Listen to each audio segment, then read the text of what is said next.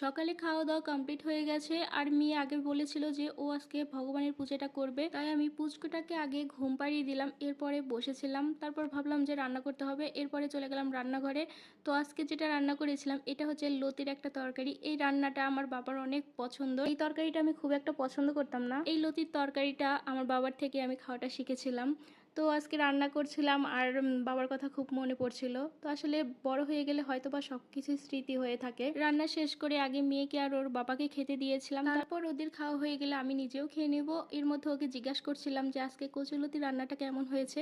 তো ও হাসতেছিল আর বলল যে খেতে হবে জন্য খেয়েছি, বুঝলাম না কেমন হয়েছে। তো এই কথাটা বলারও কারণ আছে, ও একদমই কচুর লতি বা কচুর শাক, কচুর মুখী এগুলো খেতে পারে না, ওর নাকি গলা চুলকায়। খাওয়া দাওয়া শেষ করে আমি পুরো টেবিলটা মুছে ফেললাম, এরপর টেবিলটা সুন্দর করে গুছিয়ে রেখে থাল বাসনগুলো ধুয়ে ফেললাম।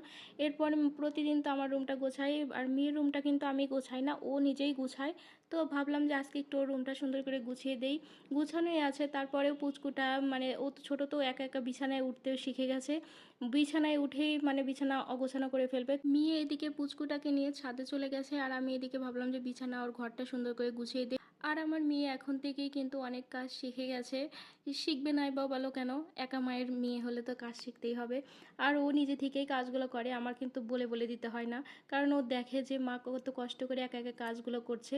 তো এইটা দেখেই হয়তো বা ও নিজে নিজেই কাজগুলো শিখে গেছে। তো এদিকে সাথে থেকে এসে বারবার আমাকে ডাকছিল আর বলছিল যে মা তাড়াতাড়ি আসো। তো বললাম ঠিক আছে যাও, আমি আসতেছি। আর আজকে মেয়ে আগেই পূজা করে নিয়েছিল, তার জন্য থাল বাসন আর পূজার ঘরটা আমি সুন্দর করে মুছে নিলাম, এরপর থাল বাসনগুলো ধুয়ে নিলাম। ওর বাবাও দোকানে চলে গেছে আর এদিকে আমি সমস্ত কাজগুলো কমপ্লিট করে আমি ছাদে চলে গেলাম।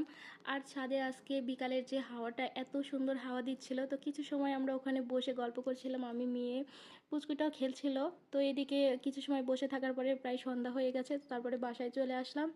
তো আজকে ভিডিওটা এখানেই শেষ করছি। তোমরা ভালো থাকো, সুস্থ থাকো, তোমাদের সাথে নেক্সট কোনো ভিডিওতে আরও অনেক গল্প